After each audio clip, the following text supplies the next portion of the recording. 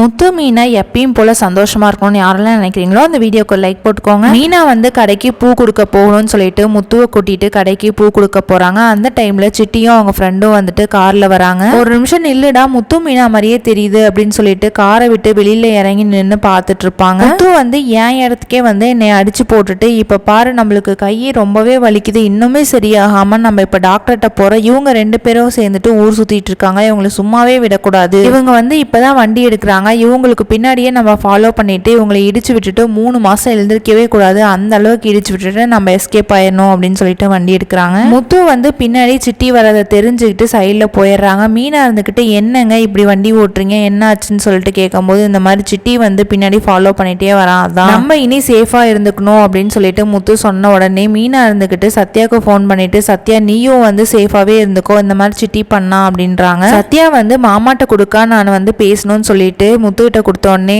மாமா சாரிங்க மாமா, இனி நான் வந்து சிட்டி கூட சேர்ந்து நான் எதுவுமே பண்ண மாட்டேன், என் ஃப்ரெண்டு இப்பதான் ஃபோன் பண்ணா, இந்த மாதிரி வீடியோ ஒன்று உங்க மொபைல்ல இருக்காமே அதை வந்து ரிலீஸ் பண்ண சொல்லியிருக்கிறான், அதனால நீங்க வந்து பாத்துக்கோங்க, இல்லைன்னா அந்த வீடியோ வந்து டெலீட் பண்ணிடுங்க. முத்து இருந்துகிட்டு இந்த வீடியோனால ஒண்ணுமே பண்ண முடியாது அப்படின்னு சொன்ன உடனே சத்யா இருந்துகிட்டு வேண்டாங்க மாமா, இந்த வீடியோ வெளியிட்டோம்னா அக்கா பேர் வந்து அந்த வீட்டுல கெட்டு போயிடும். அதுக்கு முத்து இருந்துகிட்டு பரவாயில்ல சத்யா, நீ திருந்தினதே எனக்கு ரொம்ப பெரிய விஷயமா இருக்கு, இப்ப நீ யோசிக்கிற பாத்தியா, அதுதான் எப்பயுமே வேணும், நீ சிட்டி கூட திருப்பி சேர்ந்த அப்படின்னா அவ்வளவுதான். சத்யா இருந்துகிட்டு ரோஹிணி வந்து அடிக்கடி வந்து சிட்டியை பார்க்க வருவாங்க, ஆனா எதுக்கு பார்க்க வருவாங்கன்னே தெரியல, ஆனா அமௌண்ட் மட்டும் வாங்கிட்டு போவாங்க, எந்த விஷயத்துல மாட்டிருக்காங்கன்னு தெரியலன்னு சொன்னோடனே முத்துக்கு வந்து ஷாக் ஆயிடுது. சத்யா நீ இப்பதானே சொல்லியிருக்கிற, இந்த விஷயத்த நான் எப்படியாவது வந்து கண்டுபிடிக்கிறேன், ரோஹிணி வந்து பண்றதே சரியில்லைன்னு எனக்கு ஆரம்பத்துல இருந்து அவங்க மேல வந்து சந்தேகமா தான் இருக்கு, நீ வந்து சேஃபா இருந்துக்கோ, அக்கா சொன்னால சிட்டி இப்ப வந்து எங்களை இடிக்க வந்தான்ட்டு அதே மாதிரி உன்னையும் ஏதாவது பண்ணிடுவான் அப்படின்னு சொன்னோடனே சரிங்க மாமா நான் பாத்துக்கிறேன் அப்படின்றாங்க. சிட்டி மூலியமா சத்யாவுக்கு ஏதாவது பிரச்சனை வரப்போதாங்கிறத வெயிட் பண்ணி பார்க்கலாம். நம்ம சேனலை பிடிச்சிருந்தா சப்ஸ்கிரைப் பண்ணுங்க. தேங்க்ஸ் ஃபார் வாட்சிங்.